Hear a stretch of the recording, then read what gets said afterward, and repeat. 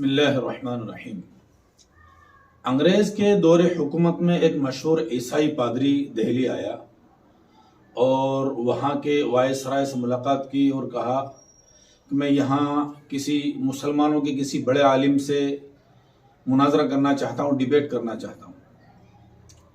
उसे बताया गया कि हाँ, इस वक्त जो मुसलमानों के बड़े आलिम हैं और रहनुमा हैं वो हैं हज़रत शाह अब्दुल अजीज़ मुहद्दिस देहलवी रहमतुल्लाह अलैह। हज़रत शाह साहब के सामने जब ये बात आई तो उन्होंने ईसाई पादरी के चैलेंज को कबूल किया और मुनाजरे के लिए एक तारीख और वक्त और जगह मकाम वगैरह तय कर लिया गया। मुनाजरे का मतलब होता है आम मजमे के अंदर सबके सामने सवाल और जवाब करना, डिबेट करना। जो जवाब ना दे सके उसकी शिकस्त हो जाती है। मुकर्रर तारीख में बहुत से लोग वहां पर इकट्ठे हो गए। ईसाई पादरी ने सवालात करना शुरू किए। ईसाई पादरी ने कहा कि मुझे आपसे 3 बातें पूछना है, 3 सवाल करना है। उसने कहा मेरा पहला सवाल यह है कि मुसलमान कहते हैं कि अल्लाह ताला के बाद इस कायनात में सबसे बड़ा अल्लाह के रसूल है, बादस खुदा बुजुर्ग। तो एक किस्सा मुख्तसर, अल्लाह के बाद में रसूलुल्लाह का नंबर है।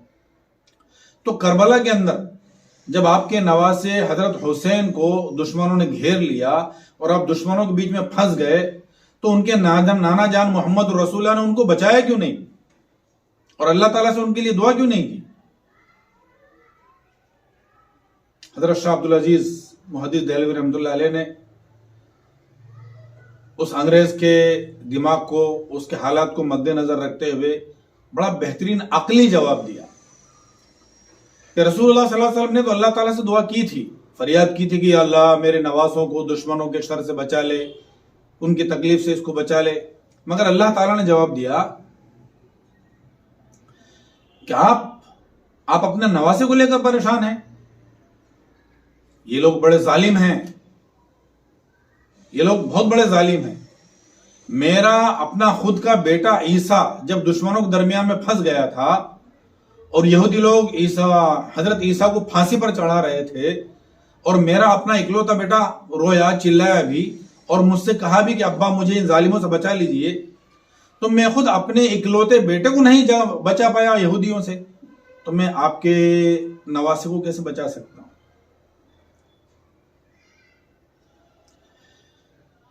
हजरत शाह अब्दुल अजीज मुहद्दिस देहलवी रहमतुल्लाह अलैह उसका चेहरा देख रहे थे कि अभी क्या जवाब देगा।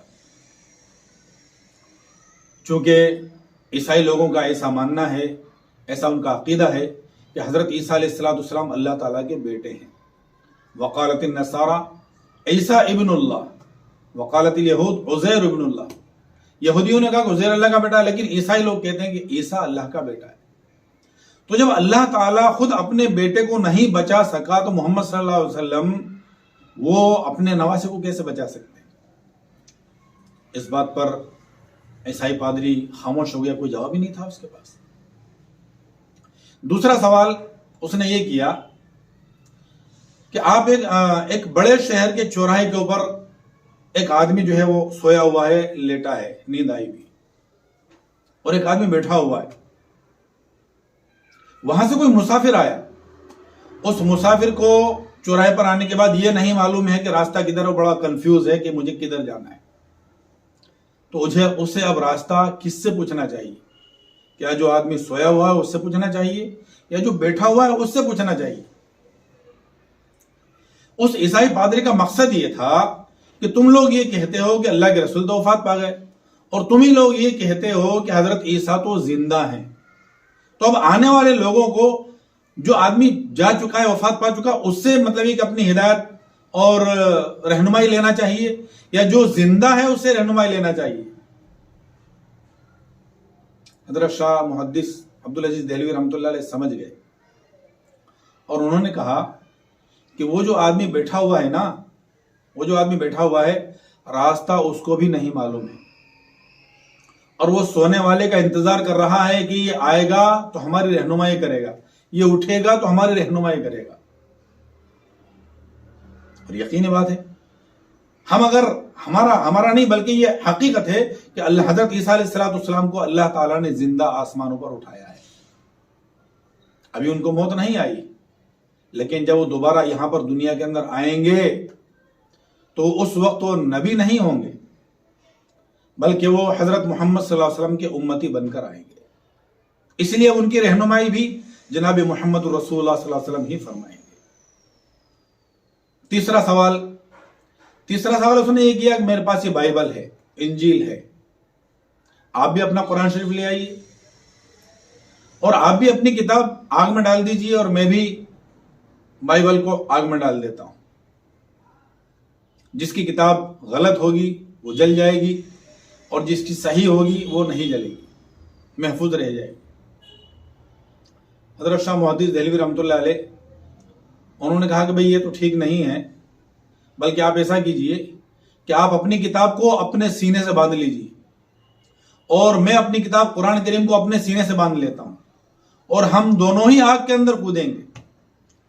جو آدمی غلط ہوگا وہ اپنی کتاب سمیت جل جائے گا اور جو صحیح ہوگا وہ محفوظ رہ جائے گا۔ اس بات پر اس عیسائی پادری نے کہا کہ سوری، میں ایسا نہیں کر سکتا، اس لیے کہ میں نے اپنی کتاب بائبل کے اوپر آگ سے بچانے کا مسالہ لگایا ہوا ہے، کیمیکل لگا ہوا ہے۔ ہم اگر اس کو آگ میں ڈال دیں گے تو یہ جلے گی نہیں، اس کیمیکل لگایا ہوا ہے اس کے اوپر، اور وہ کیمیکل میں نے اپنے آپ پر نہیں لگایا ہوا، اس لیے میں ایسا نہیں کر سکتا۔ اس پر شاہ محدث دہلوی رحمۃ اللہ نے یہ بات کہی تھی کہ یہ تو بے وفائی ہو جائے گی کہ ہم اپنی کتاب ڈالیں، بلکہ آپ اپنی کتاب سمیت کود جائیے، میں اپنی کتاب سمیت کود